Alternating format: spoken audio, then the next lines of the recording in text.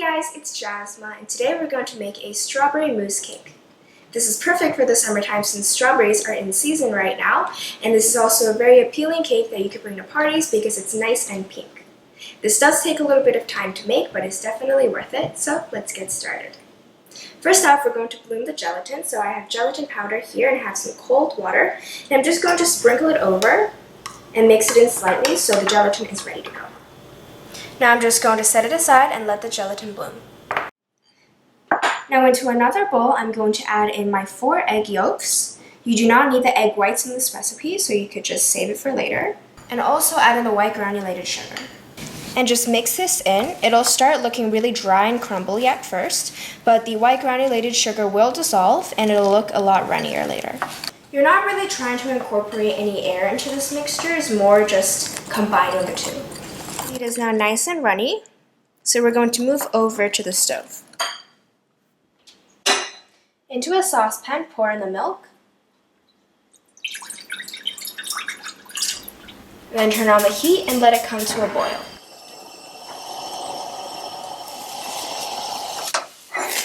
Add the heated milk into the egg yolks spoonful by spoonful so that you can raise the temperature of the egg yolks without scrambling the eggs.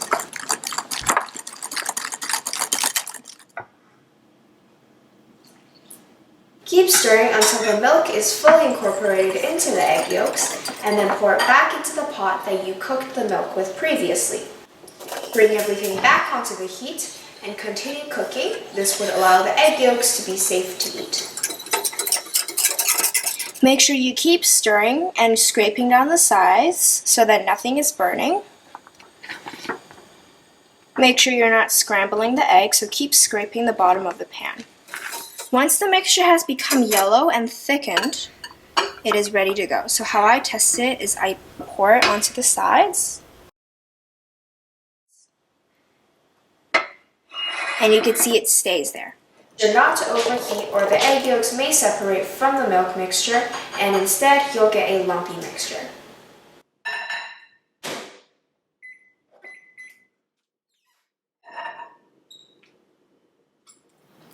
Pour the melted gelatin into the egg mixture while it's still warm and stir until combined. Also add in a pinch of salt and stir until combined.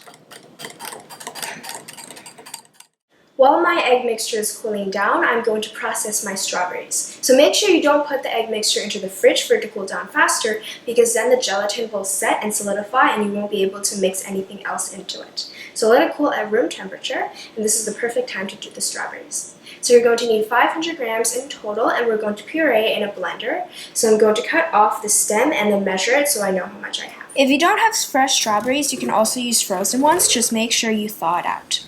Into the strawberries, I'm going to zest about a teaspoon of lime zest just to add a little extra flavor.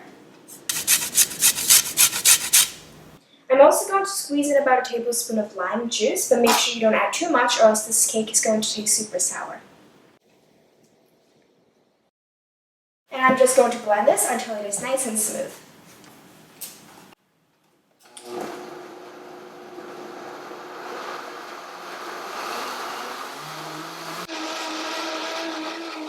And then to the strawberry puree, I'm going to add in my cooled egg mixture just to combine it. It's already in the blender, so I'm just making everything a lot easier. But of course, you can pour it out and do it by hand.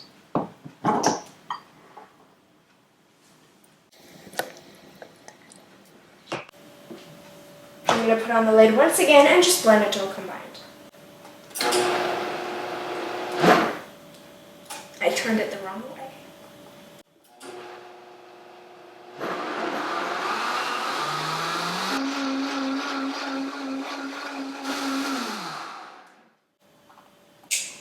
That's all combined. You can see it has a really nice pink color.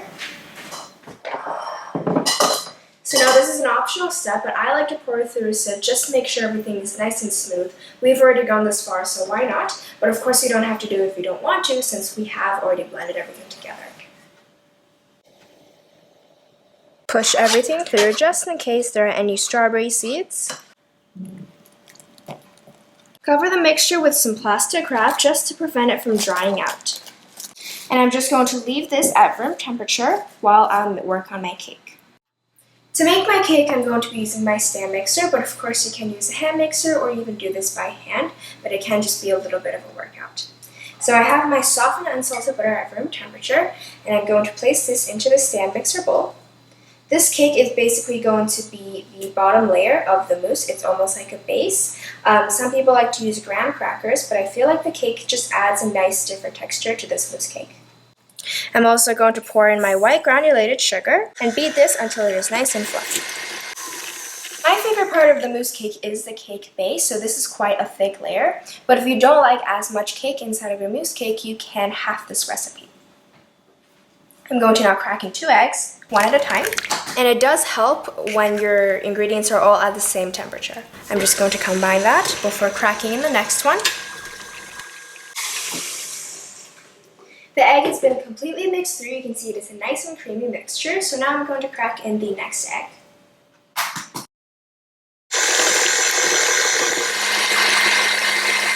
I'm going to really quickly mix together the dry ingredients. So here I have some all-purpose flour.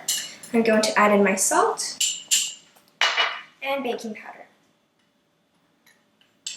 And just mix it until combined. Next, I'm going to add my dry ingredients into the butter mixture and blend until just combined. Make sure you do not overmix this mixture. Alright, our cake batter is now ready.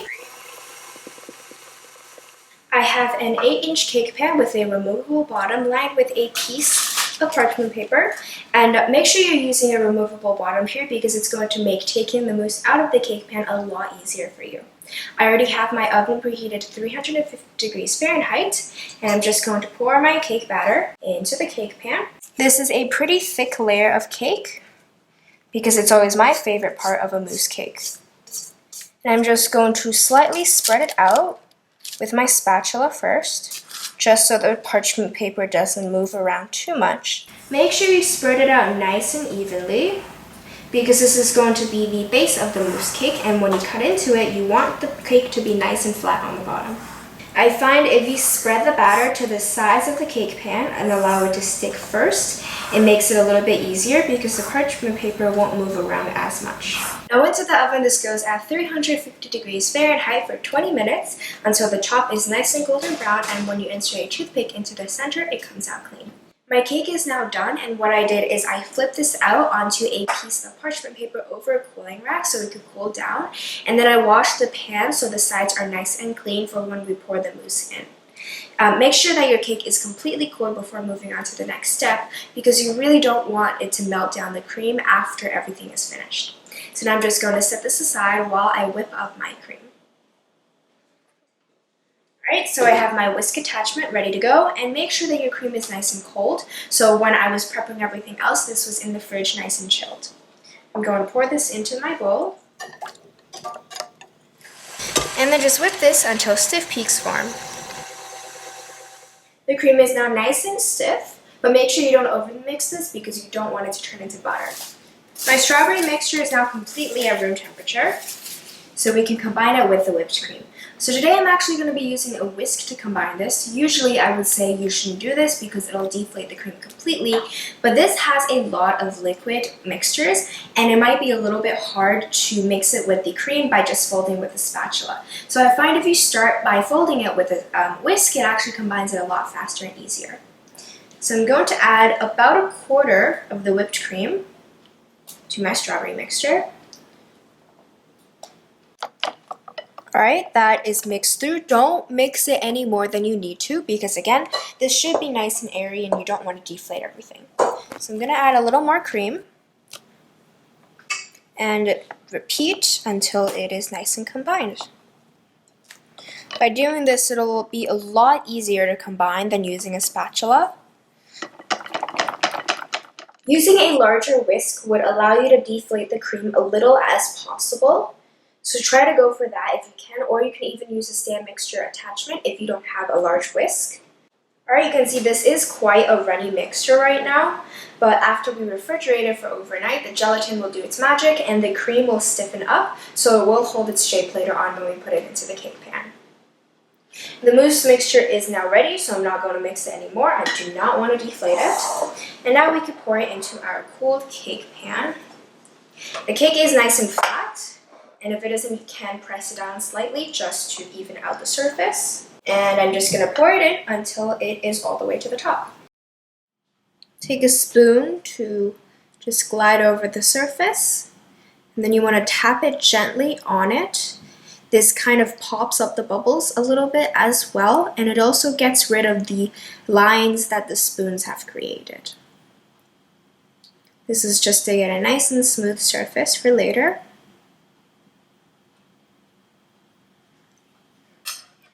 And then afterwards, you kind of want to shake it back and forth, also for the purpose of smoothing things out.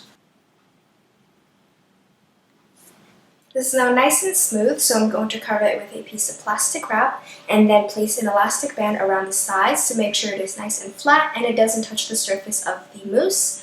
And the best way to do that is to usually find somebody else to help you. It is a lot easier that way. You can see the elastic band holds the plastic wrap down and creates a nice and smooth surface.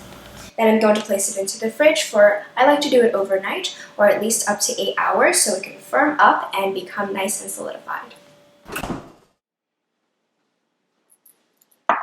Alright, it's the next day. My strawberry mousse is chilled in the fridge overnight, so it is now nice and set. So I'm going to take it out from the cake pan. To remove the mousse from the cake pan, the easiest way is to place a cup that is slightly taller than it underneath. And then just push so the bottom of the pan slides off the sides.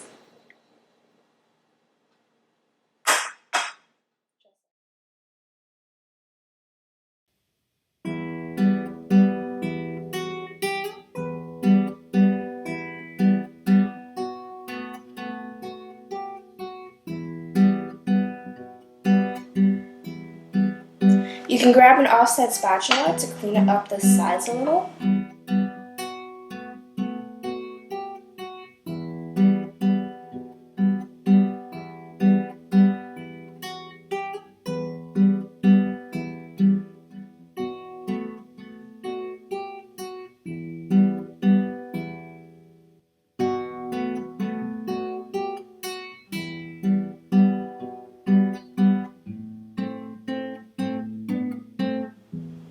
Alright, so that's how you make the strawberry mousse cake. I decorated it with some fresh strawberries and some fresh thyme as just decor. Of course it is optional, but it does add a lot to this cake. This is a nice and pretty pink cake that is great for the summertime. It is nice and refreshing, so I really hope you could try this out. It does take some time, but it's definitely worth it. So thanks for watching. See you guys next time. Bye!